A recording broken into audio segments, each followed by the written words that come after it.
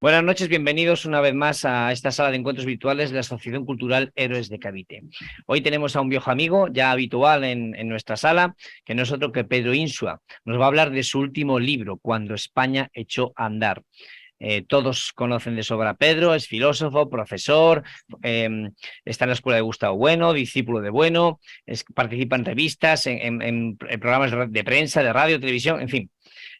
Como tenemos poco tiempo, porque es un hombre muy ocupado, vamos a dar paso ya a la charla, a la presentación. Pero antes, unos segundos para dar paso a Ángel Benzal, que nos hable brevemente de nuestra asociación, y luego ya damos paso a Pedro. Ángel, buenas noches, cuando quieras. Buenas noches, Alberto. Muchas gracias. Y por supuesto, muchas gracias a Pedro Insua por estar una vez más en el canal de Red de Cavite, que siempre es bienvenido. Y siempre lo llamamos porque siempre tiene algo interesante que contarnos y estamos deseando poder escucharlo. Sobre Héroes de Cavite, decir que somos una asociación de divulgación histórica, hispanista, y que pueden seguirnos por redes sociales porque hacemos bastantes actividades que merecen la pena. Gracias. Gracias a ti, Ángel. Bueno, Pedro, pues cuando España echó a andar, pues la primera pregunta es obligada. ¿Cuándo echó a andar España? Buenas noches. Buenas noches y muchas gracias por invitarme. Es un placer siempre estar aquí con Héroes de Cavite y con los demás compañeros y socios de la asociación, que siempre me recibe muy bien. No sé qué ha cambiado aquí.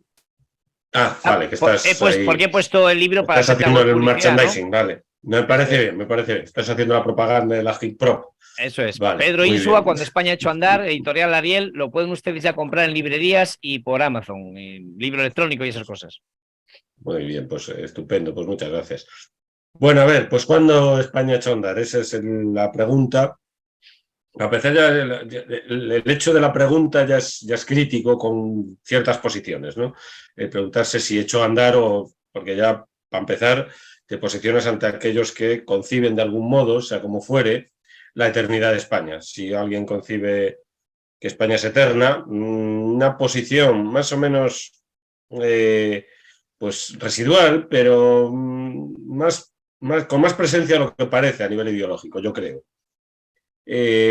Claro, si España es eterna ya no tiene sentido la pregunta cuándo he hecho a andar. Bueno, España no ha hecho a andar porque es eterna, ¿no? Entonces, ya es una posición crítica con respecto, por ejemplo, al que concibe la eternidad de España. O también, frente a aquel que niega la existencia de España, pues tampoco tendría sentido la pregunta, ¿no?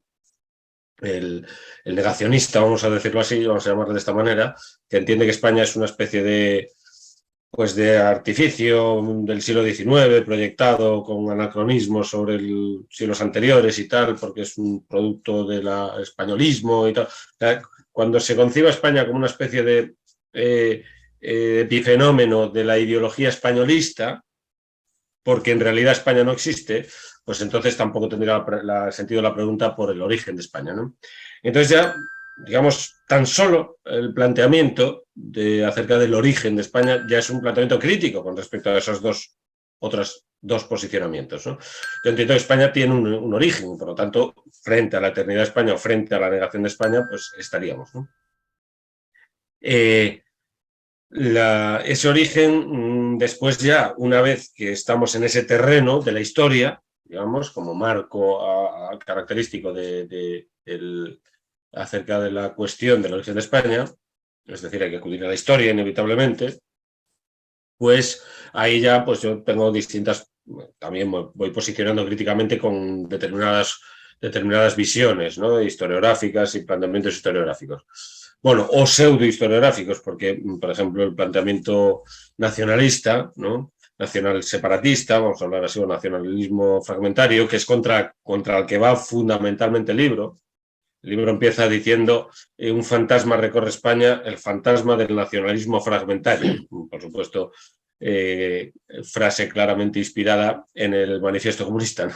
Sí, eso lo pones ya lo pones en el propio prólogo, ya hablas, ya Sí, declaras sí, las intenciones, incluso mencionas exactamente. efectivamente, mencionas a Marx, ¿no? El viejo A topo. Marx, sí, sí, sí. Es el primer autor que menciono, es deliberado, por supuesto. La primera frase es esa y la última palabra del libro es Aragón. Y todo es deliberado, vamos, está pensado. Bien o mal pensado, pero está pensado. Lo de que si está bien o mal, ya que lo digan otros, pero está pensado. la cosa está en que, desde el punto de vista más o menos divulgativo, vamos a decirlo así, o de lo que es, una vez que ya nos posicionamos en el terreno histórico, retraso bastante el origen, ¿no? En líneas generales se sitúa el origen pues, en Pelayo. Bueno, algunos entienden que el origen, por ejemplo, aquel libro de Domínguez Ortiz, que después, bueno, él lo va matizando, ¿no? Pero España, 3 milenios de historia, se titula aquel libro famoso, ¿no? De Marcial Pons, editado Marcial Pons y tal. 3 milenios de historia, 3.000 años de historia de España, pues yo creo que del todo un punto excesivo, porque la Hispania romana no es España. Y aquí ya empiezan los problemas. La Hispania visigoda es España, yo lo niego, ¿no? Yo entiendo que el origen de España está en el siglo XIII y no puede estar ni antes ni, por supuesto, después, sino en el siglo XIII. Esa es la tesis fundamental del libro. España hecha a andar es un producto bajo medieval, como nación, como nación, no como Estado, sino como nación.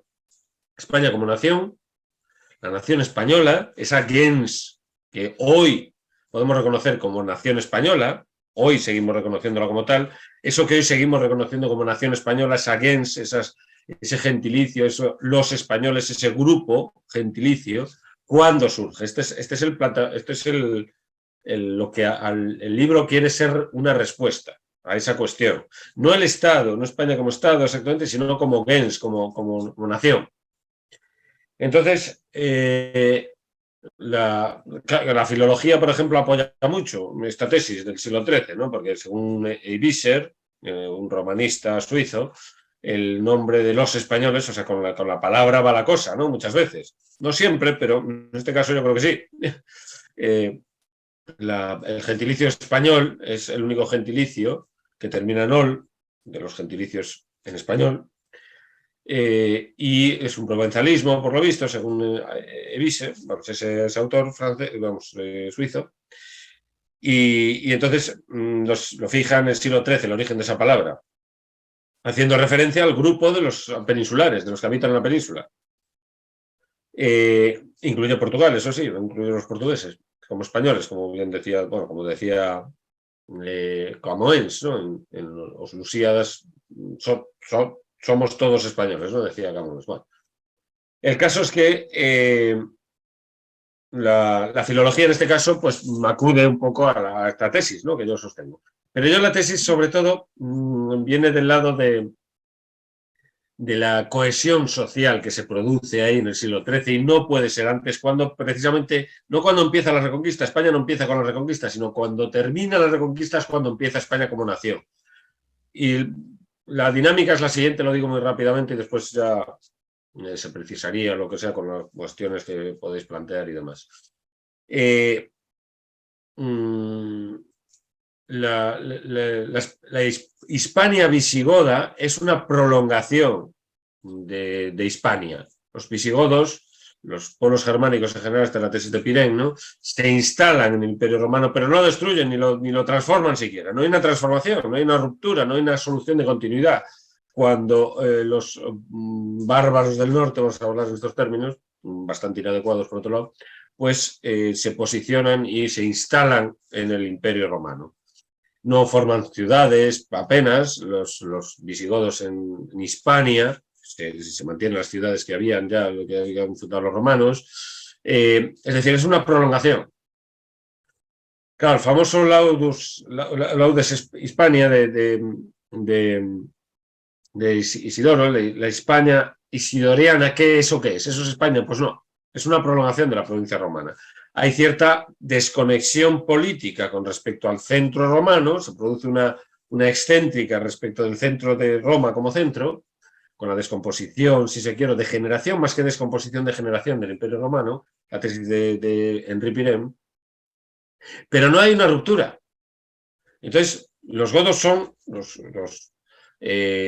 reyes godos se presentan como generales romanos, etcétera, etcétera. Es decir, hay una serie de argumentaria que yo reitero en el libro, recogida de Pirén y de otros autores, de Thompson, los godos en España de Thompson, bueno, de varios autores. Y entonces no hay una ruptura. No hay ruptura, es una prolongación, una degeneración, si se quiere. Circula menos la moneda de oro, hay una serie de cosas que se ruraliza, determinadas instituciones como son los duques, por ejemplo, claro, que el poder local se refuerza frente al poder más general que representaba Roma y tal, el poder local, entonces eso ruraliza la sociedad, pero no hay un idioma diferente, no hay, sí, sigue siendo la misma estructura romana, degenerada si se quiere. Pero cuando tiene lugar la conquista islámica, la sociedad goda, el reino godo, el señorío de Rodrigo, se cae abajo, se viene abajo, se desmorona absolutamente. Y no se recupera nunca. Nunca se vuelve a recuperar. Ni siquiera Sánchez Albornoz, el más neogoticista de los historiadores, entiende que la reconquista es una recuperación del reino godo. No hay reino godo. El reino godo desaparece en la historia, es un producto histórico. No hay continuidad ninguna. Entonces, con la conquista islámica y la fundación de Al-Ándalus, pues, digamos, el reino godo desaparece. Después, claro, ¿qué es lo que permanece el reino godo? Por supuesto, hay elementos con la reconquista, pero como hay elementos romanos y tal, pero no hay una restauración, ni mucho menos. La reconquista no es realmente una reconquista. Eso es una ideología, ¿no? La ideología neogoticista que está funcionando, que tiene funciones prácticas, pero como ideología, pero no como realidad. Entonces es diferente. Entonces, ¿qué es lo que pasa ahí? Pues el Islam se impone, salvo, como todos sabemos, pues en la zona de la serranía, como dice Sánchez Albornoz, como le gusta decir, en el norte serrano, Pirineos y el Cantábrico, pues ahí se mantienen unas sociedades más o menos mezcladas con las sociedades gentilicias locales, cántabros, astures, etcétera, pero que están romanizados, o sea, romanizados pero no del todo, imperfectamente romanizados. Pero hay una filtración, digamos, del Imperio Romano, claro. Esos pueblos nórdicos con cierta... Barbero y Vigil sostienen que hay una especie de limes romano, por eso se establece pues, un campamento romano, que es la Legio Séptima tal permanente allí, porque aquellos pueblos no están completamente romanizados ni después gotizados, pero están influidos, naturalmente. Que no estén absorbidos por el Imperio Romano no quiere decir que no estén influidos por él, están muy influidos por el Imperio Romano, que es el mastodonte histórico que tiene enfrente, obviamente, ¿no? Entonces, no están del todo romanizados, pero sí hay una influencia tremenda, ¿no? Toda la cultura castreña y tal y cual de Galicia, pues es por influencia romana. Bueno, total. Que de la organización pues aparecen unos, bueno, con la huida de los godos al norte, etcétera. Probablemente aquí la tesis de Vesga Marroquín, ¿no? Pues Pelayo cree actuar como godo y es un godo íntegramente, pues un espatario de la Guardia de Rodrigo, etcétera, etcétera, todo eso, pues es verdad, pero digamos, lo que constituye Rodrigo no es nada, no es godo, es otra cosa diferente. Entonces se va formando lo que es el reino de Asturias, con cierta precariedad en un principio, ni siquiera se le llama rey a Rodrigo, ¿no? Se llama princeps, el título de rey aparece más tarde, etcétera, etcétera, rex, etcétera, etcétera. Bueno, todo esto se forma en precario, pero la esencia del asunto es la siguiente. Esa sociedad que se forma nueva, que es el Reino de Asturias, empieza a definir, a redefinir de una manera distinta a todos los pueblos que están en el entorno y empieza a definirlos no en función del Imperio Romano ya ni de su prolongación goda, sino de otra cosa completamente distinta, de otra naturaleza política, que es el Reino de Asturias. Y esos pueblos que están en el entorno, en principio en la periferia, que son los gallegos, por ejemplo, y los vascos, empiezan a aparecer como pueblo, como gallegos y vascos, empiezan a definirse a partir de esa nueva plataforma política. Esto es lo esencial. Esa plataforma política, que es el Reino de Asturias, empieza a definir a esos pueblos, que eran los galaicos y los vascones, pero ya no son galaicos y vascones, ya es otra cosa diferente, son gallegos y vascos, y se definen por la propia estructura política que los empieza a definir y que prospera, y que va ganando terreno al Islam. Y ese terreno que gana el Islam es una frontera que tienen después que repoblar, que ocupar y redefinir desde el punto de vista institucional también y de la propiedad. Y esas propiedades que se empiezan a definir ahora sí que duran hasta la actualidad. Más o menos con modificaciones y tal en el siglo XIX muy importantes, pero son las mismas. Hay una continuidad hasta la actualidad.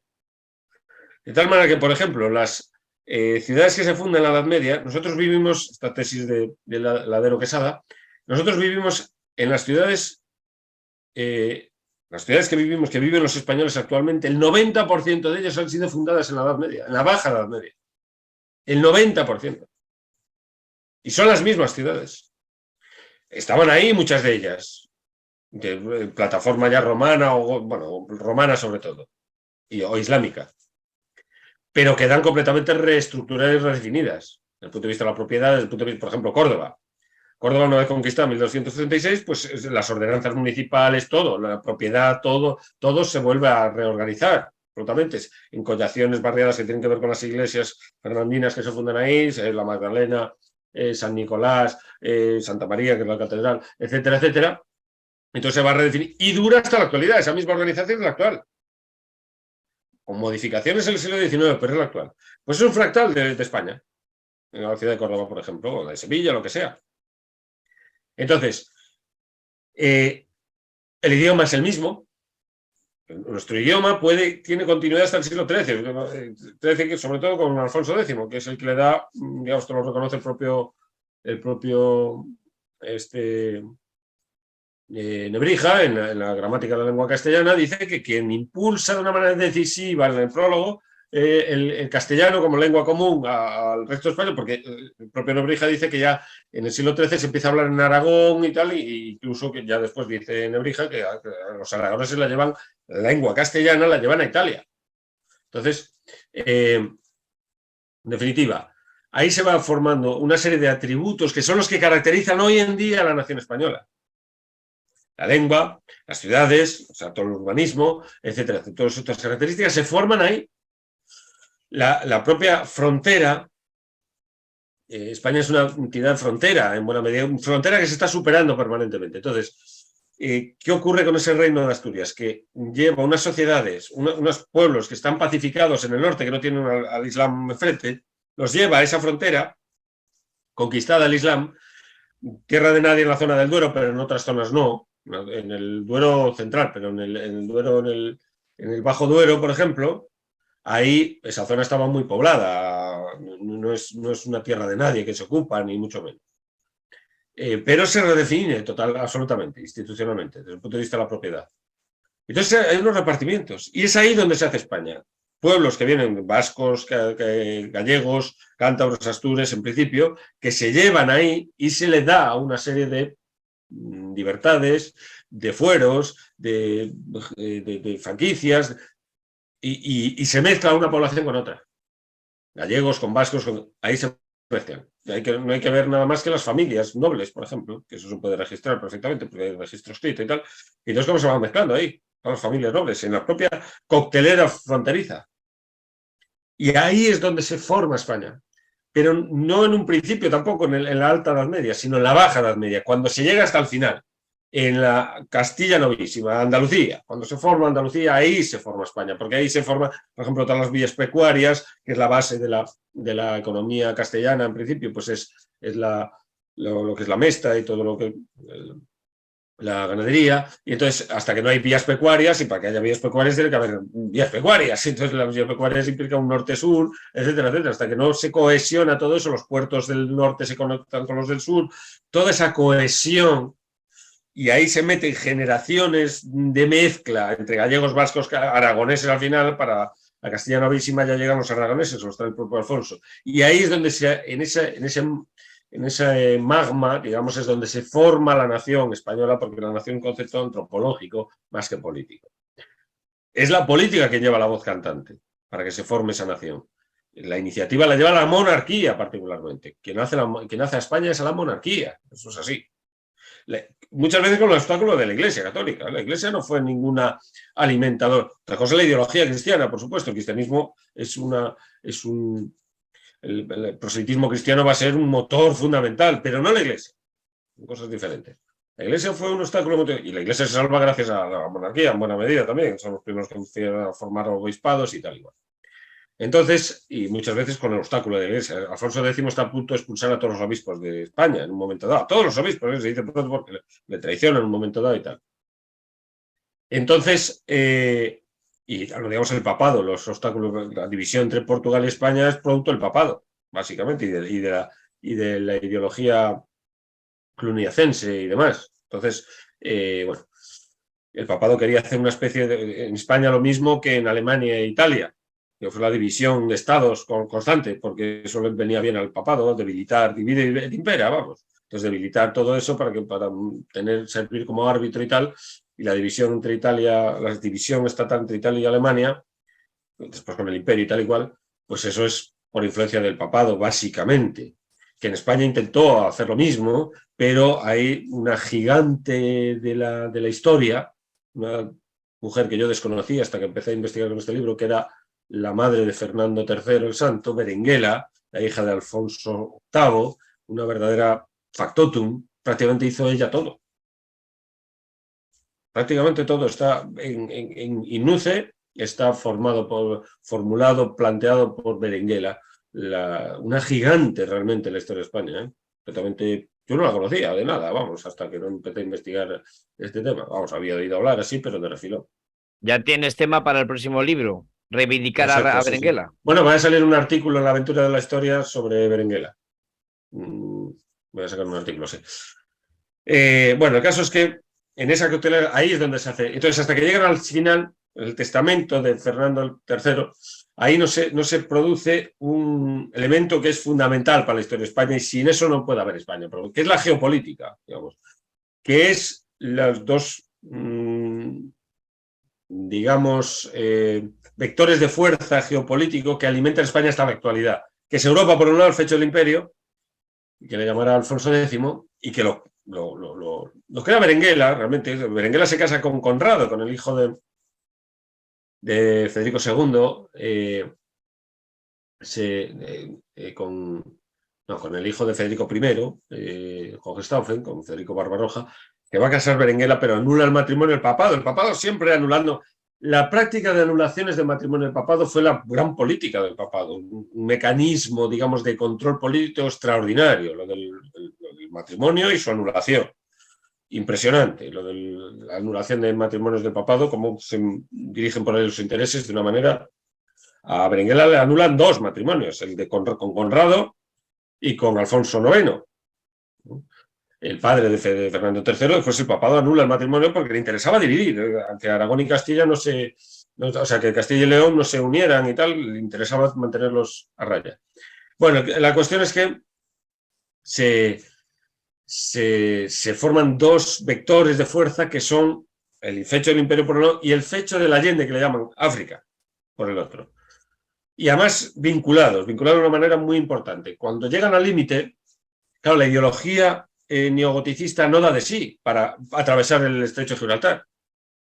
14 kilómetros del estrecho de Gibraltar no pueden atravesar, porque ya no se trata de restaurar lo que se suponía ideológicamente el señorío de Rodrigo, porque el señorío de Rodrigo terminaba en Tarifa. Entonces, Rodrigo pierde su señorío en Guadalete, ¿no? Llegan al límite. Después empiezan a hacer una especie de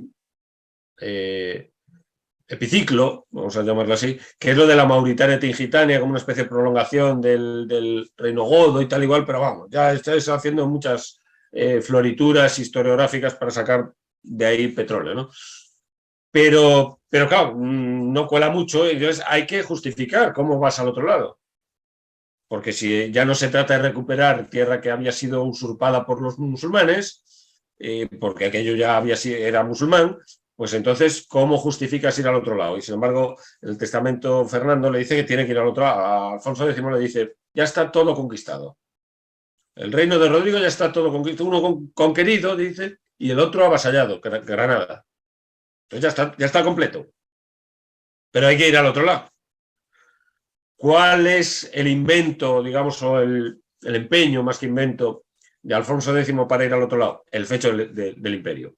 Es decir, tiene que traer el imperio, Sacro Imperio Romano Germánico, llevarlo a la cruzada africana, a África. Porque aquello era el imperio romano. Entonces se acuerda del imperio romano, por supuesto. Entonces fija Sevilla como capital, nueva capital imperial. Recuerda en el Setenario, en el libro de Alfonso X, recuerda, subraya mucho, que Sevilla fue sede de emperadores, Trajano, Adriano, y entonces quiere convertir Sevilla en capital imperial. Y en buena medida, ese es el embrión de España, porque eso fue lo que ocurrió. Sevilla fue la capital del Imperio Español ya en el siglo XVI. Entonces, ¿por qué África se prolongará en América? América es una prolongación de África, realmente, del proyecto africanista. Como de frente no pudieron ir, pues sortean el ir de frente en África, pretenden pillarla por el occidente, pero al ir por occidente pues se encuentran con un continente entero, y eso es España, propiamente dicho, el plus ultra, el ir más allá, es el sitio del Allende, el techo del Allende. En definitiva, sin esa frontera con el Islam, sin este impulso de ir más allá de esa frontera y tratar de ganar la Marrakech, de ganar África, que después se prolongará en América, no se puede hablar de España. No se puede hablar de España si esa estructura no se da.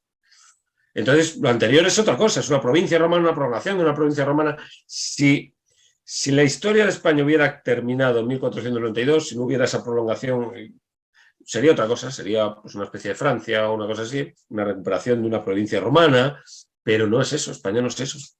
España es el desbordamiento de eso.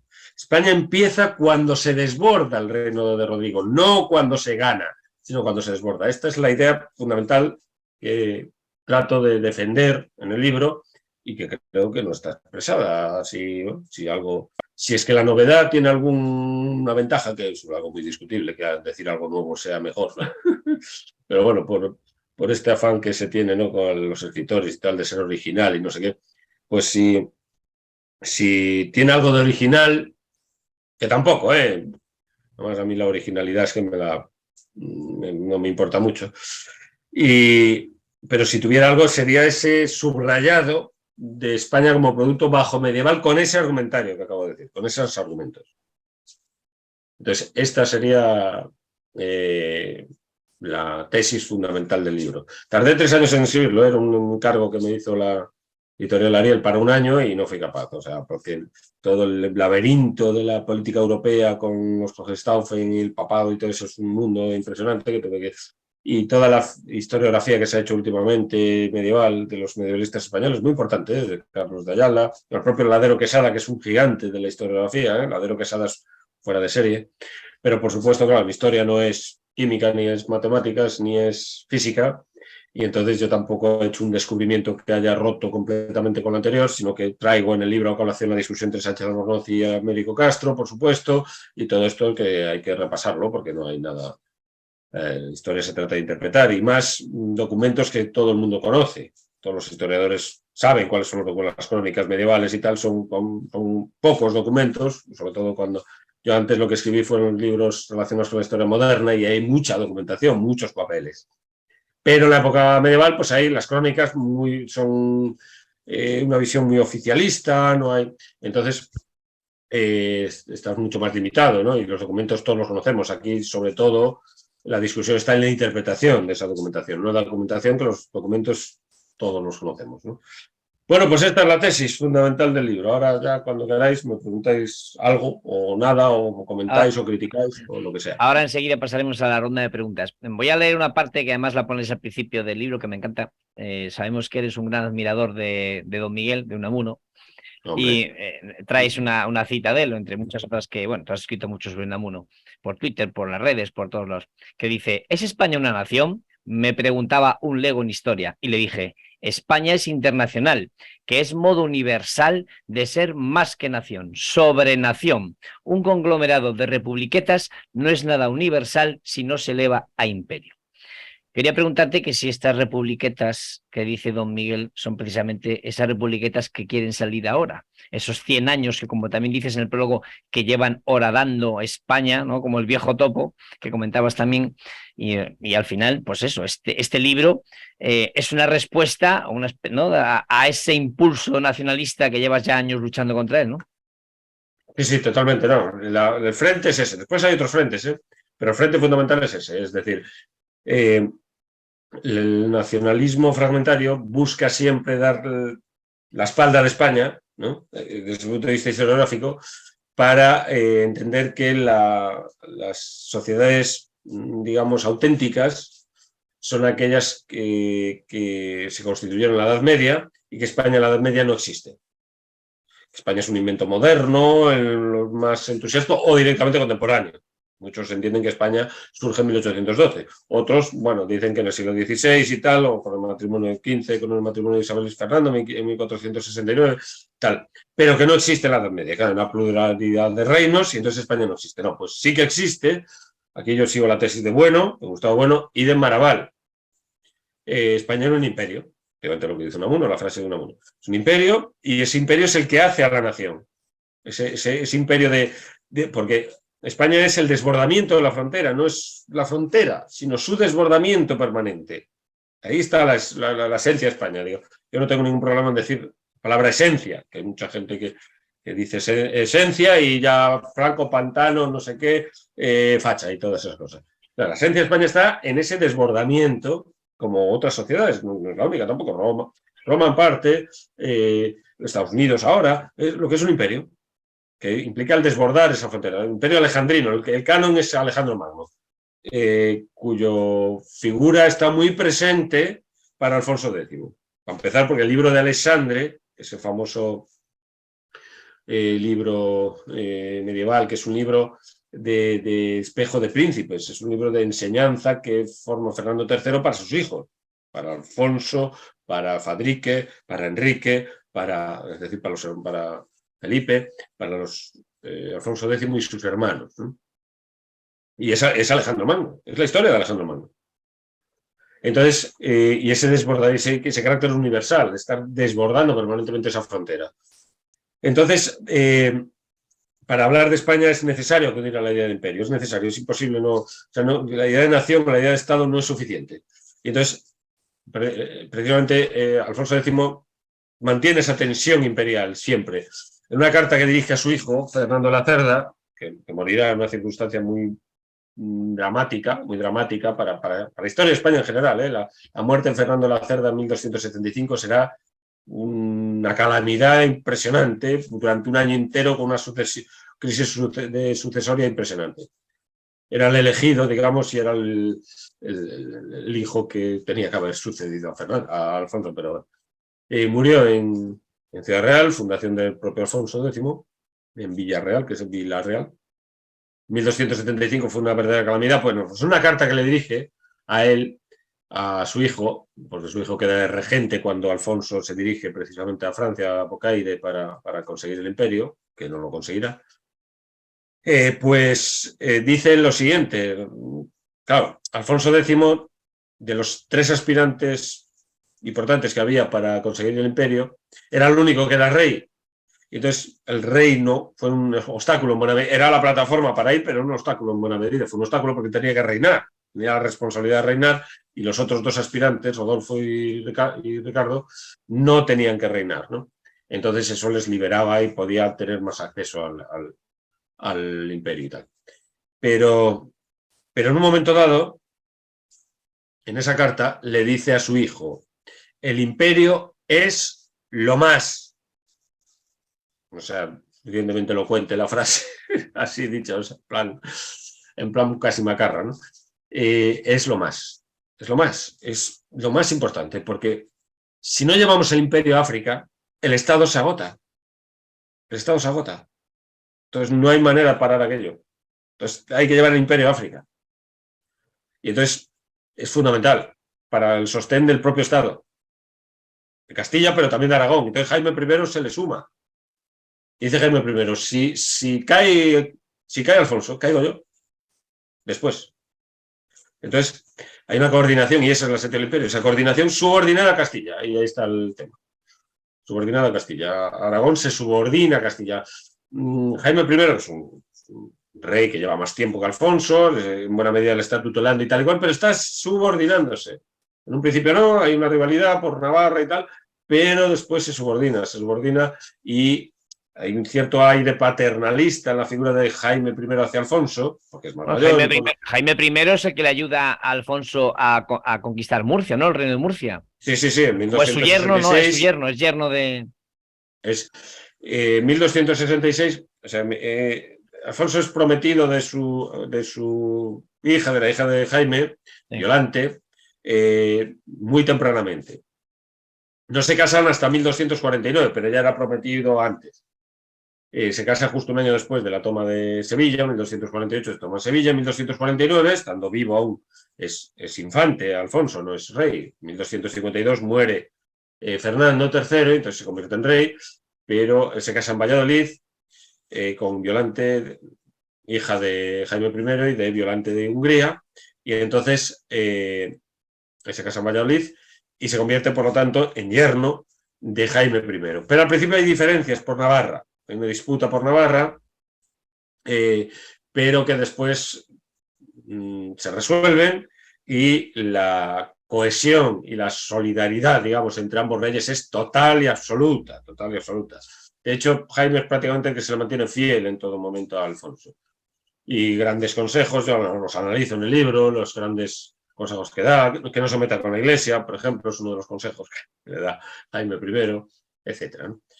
Hemos de decir a todos los que nos están escuchando ahora y nos escucharán que es imprescindible que compren tus libros. No solamente este, que está muy bien cuando España ha hecho andar, sino cualquiera de los otros de los muchos libros que tienes. Yo tengo aquí, por ejemplo, un par de ellos, pues que puedo enseñar, este de 1492 o el de El orbe a sus pies, ¿no? Que hiciste el de Juan Sebastián Elcano, otros más antiguos como Hermes Católico o Guerra y Paz en el Quijote. Bueno, eres y ya, ya no hay más.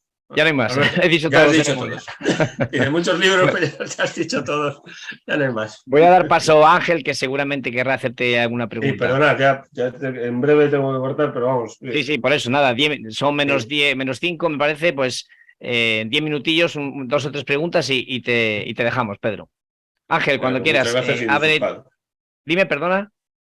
No, que muchas gracias y disculpadme por gracias a ti siempre. Ángel, abre el micrófono y le preguntas a Pedro. Vale, muchas gracias, Pedro, por la exposición. Voy a hacer siempre una reflexión, ¿no? Comentar que aquí en Cartagena precisamente hay algunos apellidos como Arnau que vienen de la zona valenciana de aquella época de Jaime I. O sea, de hecho, hay algún estudio me suena que hay algún estudio sobre eso, que hay algunos apellidos todavía que vienen de esa época.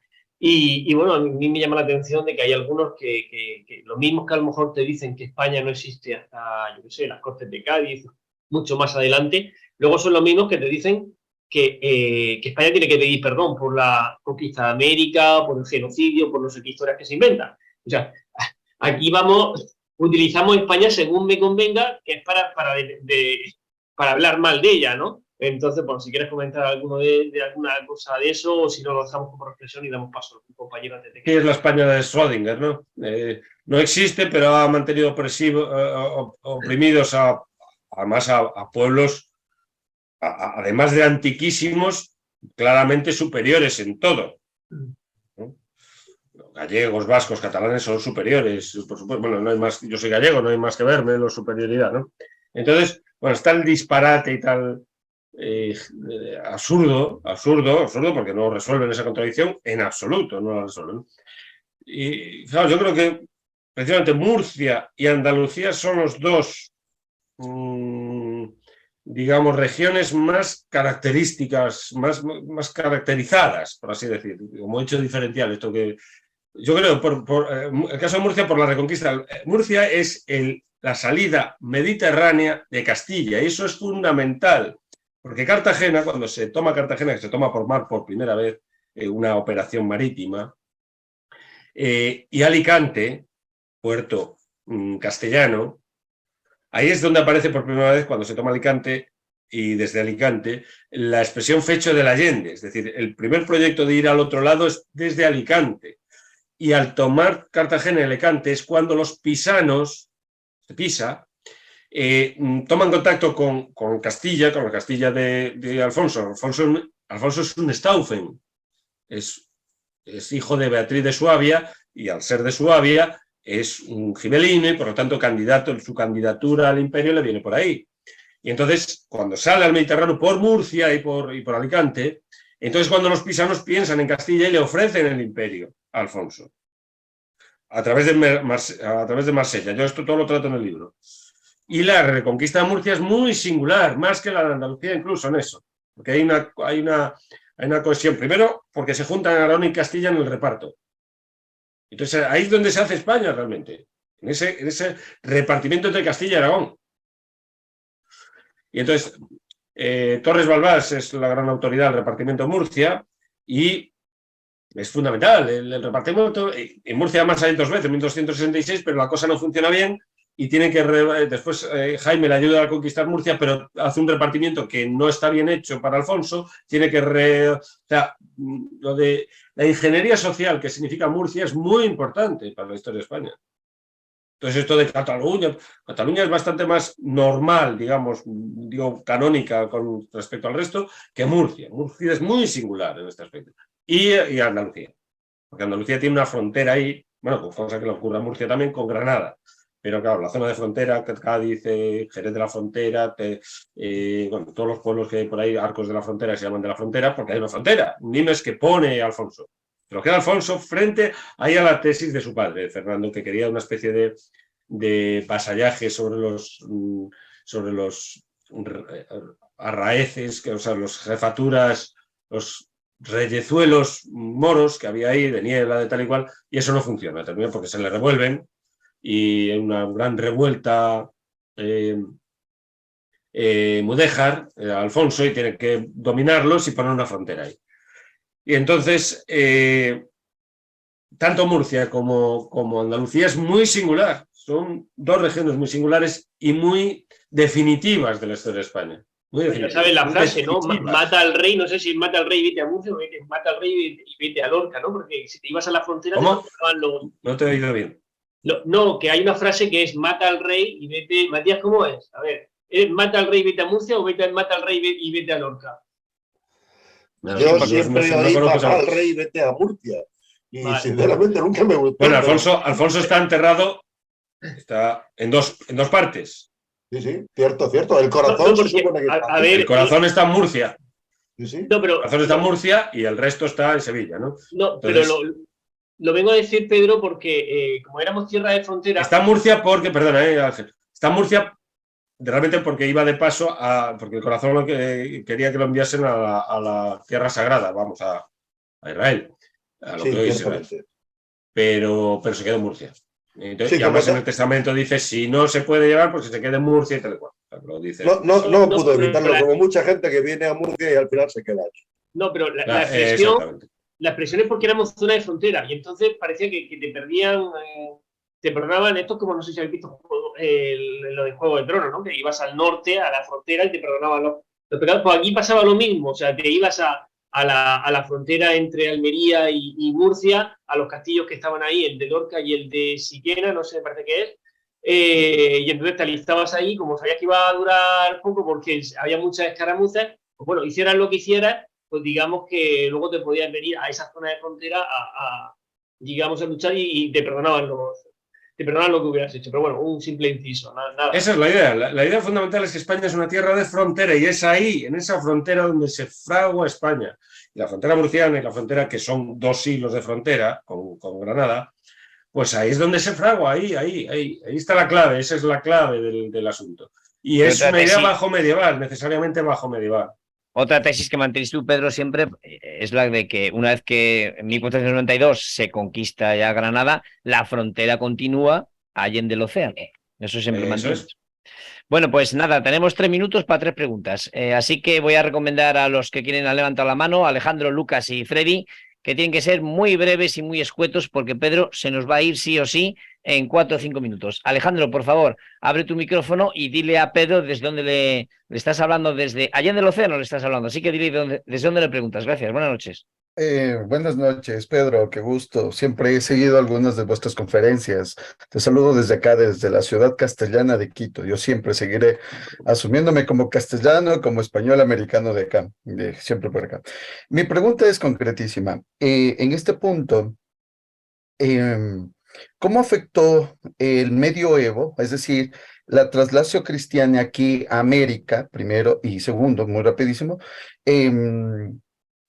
¿no sería mejor también hacer un pequeño opúsculo para pasar a todos los estudiantes de Hispanoamérica que conozcan que sus raíces vienen desde la parte, como tú ya lo has venido explicando, aquí en América, de que nosotros provenimos desde esa parte, desde esa visión y que no fue todo negativo, sino también tuvo sus lados positivos? Eso es todo, mi estimado don Pedro. Muy amable.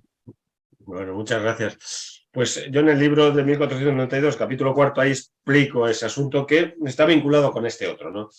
Es decir, el embrión de lo que es el argumentario fundamental de justificación de la conquista de América está fraguado en la conquista de Andalucía, de nuevo también, y de toda esa zona. La conquista general. Hay una variante muy importante, de todas formas, que yo hasta que no escribí este libro no lo percibía con tanta claridad.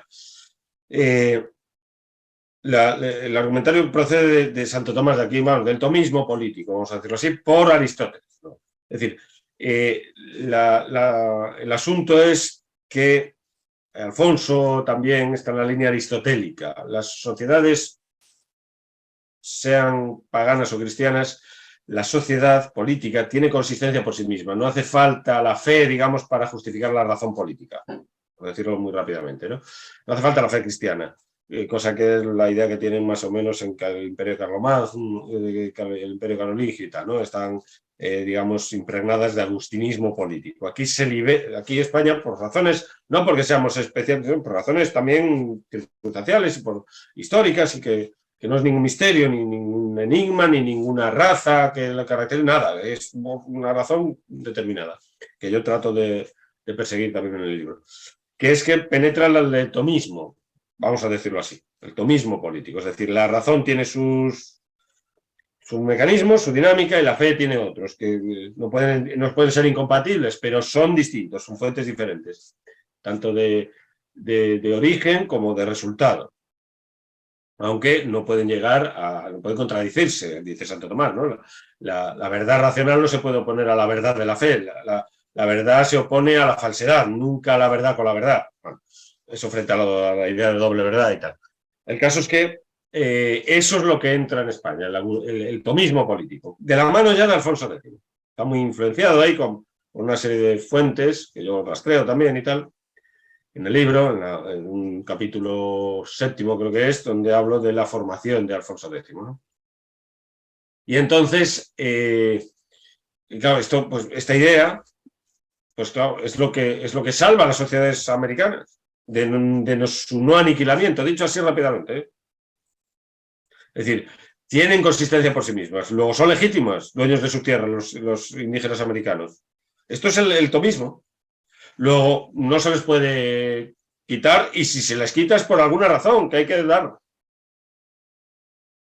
sea, la fe no justifica la impiedad, la infidelidad del indígena, no justifica la conquista de España. No puede justificarlo. Pedro, entonces, pero cuando se hace en Salamanca con el padre de Vitoria, que es el que un poco organiza, ¿no? Que lo habéis dicho siempre, el precursor de derechos humanos, sí, el que organiza eso. Está planteándose esto, se para la conquista, que es un hito en la historia del mundo, que nadie ha parado nunca una conquista, pero se dice, luego al parecer no, lo que concuerdan es, se puede continuar porque nuestra obligación es evangelizar a esa gente, es decir, traerles a la cultura moderna, ¿no? Ponerlos... Exacto. Entonces sí se justifica. Claro, porque ahí aparece un tipo de infidelidad que es no culpable. Pero claro, Alfonso X no tiene eso enfrente. Alfonso X tiene musulmanes que son infieles culpables, que han rechazado el cristianismo, ¿no? Entonces, y ahí no hay mezcla ninguna. Yo pensaba que el mestizaje era un producto ya, digamos, peninsular. Y no. El mestizaje es un hecho americano totalmente. En Canarias hay una prefiguración, en Canarias, pero es un hecho americano. Previamente no hay mestizaje, no hay connubium ni convivium con judíos y con musulmanes. No lo hay. La legislación de Alfonso X, los matrimonios restringidísimos, no hay mezcla. La mezcla es un hecho americano y es un hecho producido porque aquellas sociedades no son aniquiladas, son tuteladas, reconducidas, en algunos casos destruidas, por supuesto, dependiendo. Pero la intención, digamos, la norma intencional es reconducirlas hacia la vía apostólica, hacia, por supuesto, el ciclo de salvación cristiana, que ellas hay que salvarlas, porque son inocentes en su infidelidad, no son culpables de su infidelidad, porque no les ha llegado la noticia, entonces hay que transmitirle la noticia apostólica. Tú sabes que a ti Viñacañas te llamaría facha ahora mismo, ¿no? No, por supuesto, hace una hora, o el tiempo que llevemos. Ya Bueno, quedan dos preguntas, si las hacen en un minuto las hacemos, si no hay que despedir a Pedro. Lucas, Freddy, Tenéis 25 segundos cada uno para hacer una pregunta y Pedro ¿Me que oye? conteste lo que quiera. Adelante, Lucas. Me gustaría saber si de la misma forma que España nace por ese desbordamiento una vez recuperado ese territorio, si España se está desarticulando o descomponiendo por renunciar a ese plus ultra y a esa razón de ser de expandirse. Gracias. Bueno, pues está muy bien visto y muy bien observado. Pues en parte, sí. Además te diremos que Lucas vive en Barcelona, ¿eh? O sea que está allí en el centro del Megollo. Pues yo creo que sí, que es una tesis que se puede decir así. Es decir, una vez consumado, digamos, todo ese proceso, en cuanto España se convierte en una nación canónica, decimonónica, pues en cuanto se cierra, digamos, de algún modo, aunque nunca está cerrado en ningún país, está cerrado nunca, ¿no? Siempre hay intento de influir en los demás, ¿no?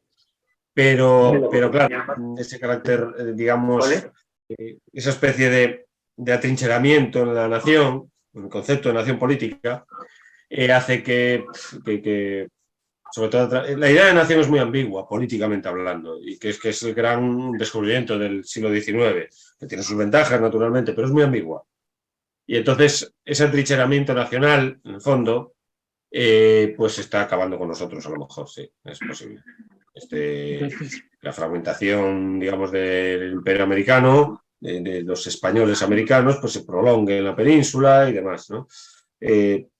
Claro, en el caso de América, pues tiene su razón de ser, la emancipación, que estaba planteada un poco desde el principio, pero en la península no tiene razón de ser porque nunca fueron tutelados ni nada. Los catalanes ya eran libres, se supone, ¿no? Cuando se unieron en todo este proyecto, no estaban siendo tutelados ni nada que se les pareciera. Eran súbditos del rey de Aragón, y el rey de Aragón fue el que firmó las leyes de Burgos, las primeras leyes de Indias, las firma Fernando. Eso de que los aragoneses no participaron en las conquistas es otra cosa que se dice así sin más, cuando es Fernando V de Castilla, segundo de Aragón, Fernando el Católico, quien firma las leyes de Burgos, porque Isabel ya estaba muerta, fallecida en 1504.